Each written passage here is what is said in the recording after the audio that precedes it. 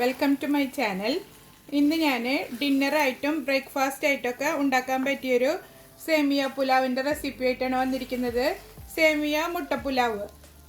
ഇത് കുട്ടികൾക്ക് ടിഫിനായിട്ടും ഒക്കെ കൊടുത്തയക്കാൻ പറ്റിയ അടിപൊളിയൊരു ഡിഷാണ്. അപ്പോൾ ഇതെങ്ങനെ തയ്യാറാക്കുന്നതെന്ന് കാണാം.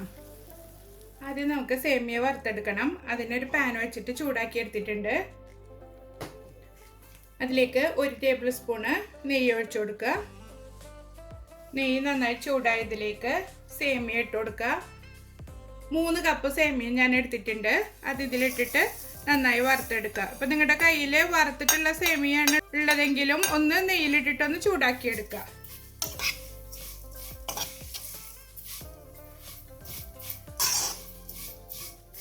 ഗോൾഡൻ കളർ ആകുന്നത് വരെ മൊരിച്ചെടുക്കുക. സേമിയ നന്നായി കളർ ചേഞ്ചായി വന്നിട്ടുണ്ട്. ഇത് നമുക്കൊരു പാത്രത്തിലേക്ക് മാറ്റി വയ്ക്കാം. അതേ പാൻ തന്നെ അടുപ്പത്ത് വെച്ചിട്ട് 1 ടേബിൾ സ്പൂൺ നെയ്യ് ഒഴിച്ചു കൊടുക്കുക.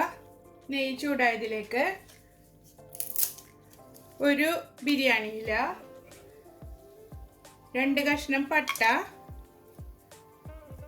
3 ഏലക്ക ഇവ ഇട്ടിട്ട് മൂപ്പിച്ചെടുക്കുക. ഒരു വലിയ സവാള ചെറിയ കഷ്ണങ്ങളാക്കി കട്ട് ചെയ്ത് ഇട്ട് കൊടുക്കുക.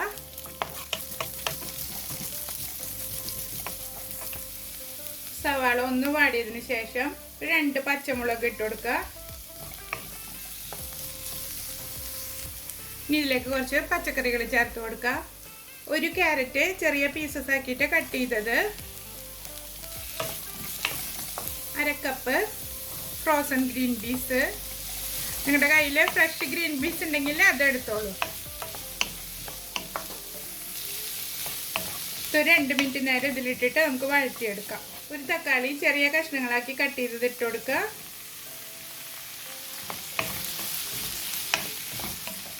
ഒരു 2 മിനിറ്റ് വഴറ്റിയതിന് ശേഷം കുറച്ച് ജിഞ്ചർ ഗാർലിക് പേസ്റ്റ് ചേർത്ത് കൊടുക്കണം.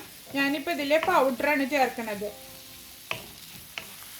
ഒരൽപ്പം ജിഞ്ചർ പൗഡർ. ജിഞ്ചർ ഗാർലിക് പേസ്റ്റാണ് ചേർത്ത് കൊടുക്കണമെന്നുണ്ടെങ്കിൽ രണ്ടും കൂടി ഒരു 1/4 ടീസ്പൂൺ മതി കേട്ടോ. ഒരൽപ്പം ഗാർലിക് പൗഡർ.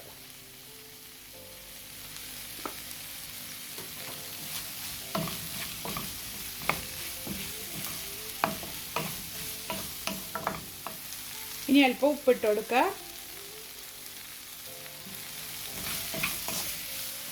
ഒരു 1/4 ടീസ്പൂൺ മഞ്ഞൾപ്പൊടി എല്ലാം ചേർത്ത് വീണ്ടും ഇളക്കി കൊടുക്കുക. ഇതിലേക്ക് വെള്ളം ഒഴിച്ചു കൊടുക്കുക. 1 കപ്പ് സേമിയയ്ക്ക് 1.25 കപ്പ് വെള്ളം, ആ ഒരു കണക്കിനാണ് എടുക്കേണ്ടത്. ഇനി ഇത് മൂടി വെച്ചിട്ട് ഒരു 5 മിനിറ്റ് പച്ചക്കറി കുക്ക് ചെയ്തെടുക്കാം. അപ്പോൾ ഇതാ നന്നായി തിളച്ച് വന്നിട്ടുണ്ട്. ഇനി ഇതിലേക്ക് നമുക്ക് സേമിയ ചേർത്ത് കൊടുക്കാം.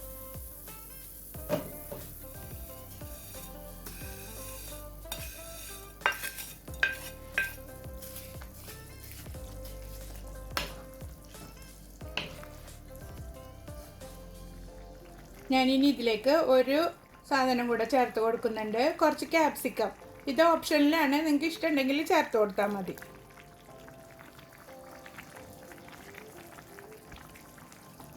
ഇതും ചേർത്ത് ഇളക്കിയിട്ട് ചെറിയ തീയിൽ വെച്ചിട്ട് മൂടി വെച്ച് നമുക്ക് സേമിയ നന്നായി കുക്ക് ചെയ്തെടുക്കാം.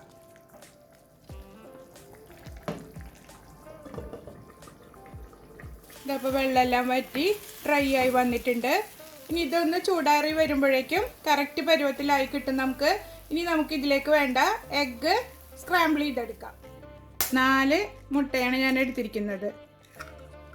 ഇതിലേക്ക് പാകത്തിന് ഉപ്പിട്ട് കൊടുക്കുക. ഒരൽപ്പം കുരുമുളക് പൊടി,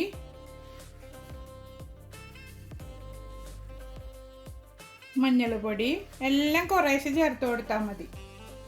മുളക് പൊടി,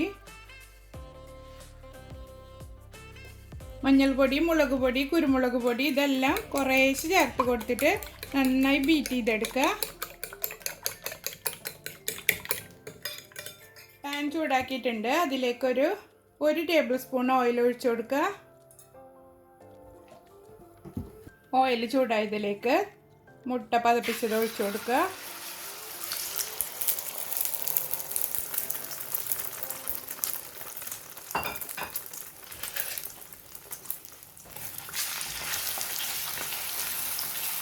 ഒഴിച്ച അപ്പം തന്നെ ഇളക്കി കൊടുത്തോണ്ടിരിക്കണം. മുട്ട ഞാൻ ചിക്കി എടുത്തിട്ടുണ്ട്, കണ്ടില്ലേ? ഈ ഒരു പരുവത്തിൽ റെഡിയാക്കി എടുത്താൽ മതി. ഇത് നമുക്ക് സേമിയ പുലാവിലേക്ക് ചേർത്ത് കൊടുക്കാം.